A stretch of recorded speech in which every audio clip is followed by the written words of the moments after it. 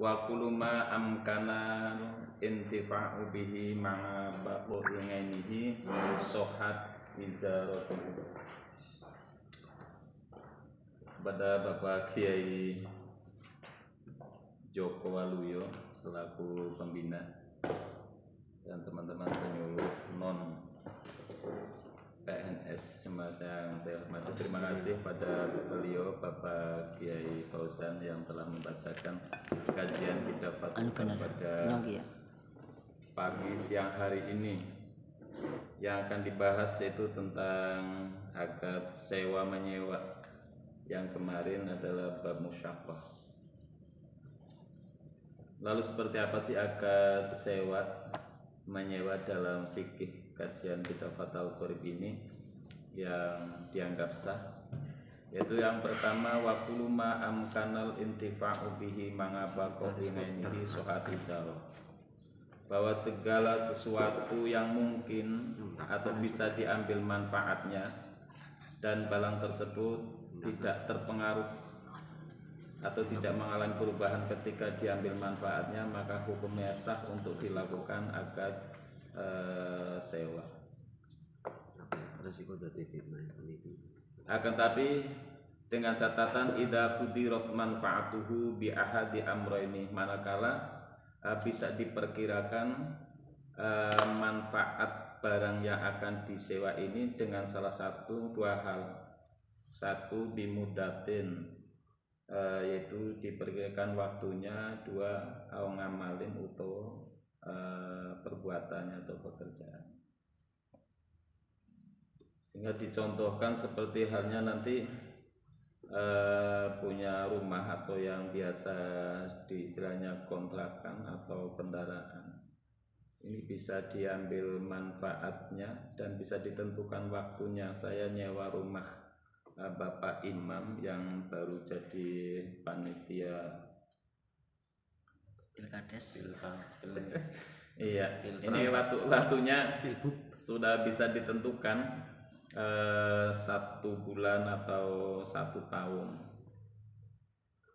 Atau kalau kendaraan bisa dimanfaatkan untuk difungsikan sebagai sarana transportasi. Berarti nanti ada sesuatu yang tidak mungkin untuk bisa disewakan. Lalu contohnya seperti apa nanti masuk pada ranah diskusinya. Fa itlaquha yaqtadi ta'zilul ijarah, ketika akad transaksi sewa menyewa tanpa menentukan kapan waktu pembayarannya, akan tunai atau disumayakan bahasa Indonesianya atau ditembokkan, maka ketika transaksi itu tidak menentukan akan tunai atau tempo, maka secara hukum menentukan bahwa akad sewa ini harus langsung dibayar tunai.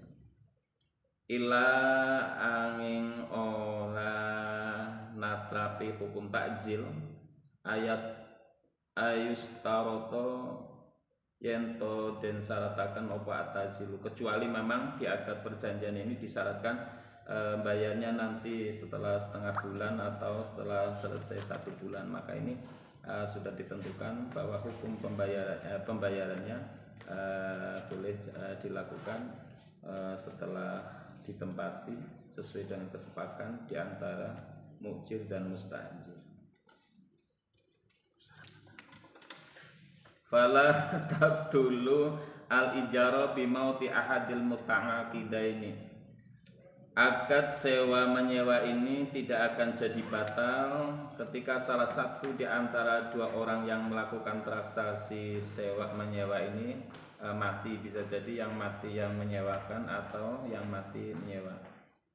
Ini tidak jadi batal. Artinya nanti kalau yang menyewa yang mati ini bisa diteruskan oleh ahli warisnya.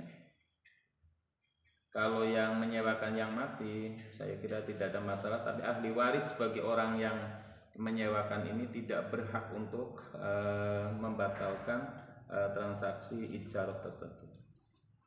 wa tabtulu bitalafil ainil mustajarati. Akan tetapi akad sewa menyewa ini akan jadi batal manakala sesuatu yang disewakan ini mengalami kerusakan. Contohnya seseorang menyewa satu unit rumah, ternyata rumahnya rusak terkena angin atau mungkin runtuh dengan sendirinya karena bangunan yang sudah rapuh, atau mobilnya tiba-tiba langsung mogok, tidak bisa dimanfaatkan, maka dengan sendirinya akad ijarah ini akan jadi selesai atau batal. Wala domana alal ajir illa bi'udwani.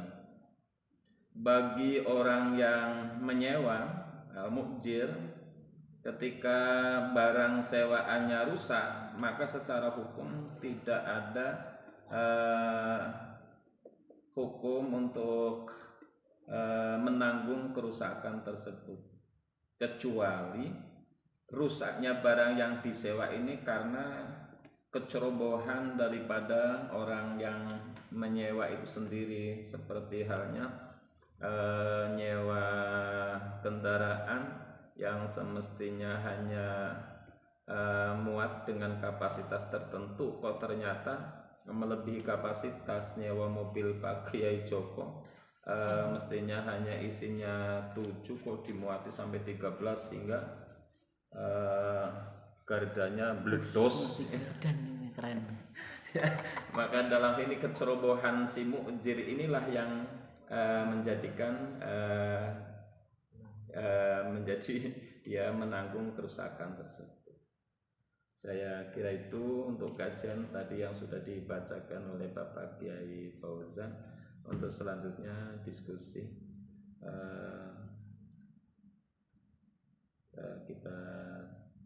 kita teruskan dengan acara diskusi, atau barangkali apa yang tadi saya sampaikan atau Pak Fauzan sampaikan perlu ada tambahan terkait dengan pemahaman hukum ijarah di dalam kajian fikih pada kesempatan ini. Terima kasih.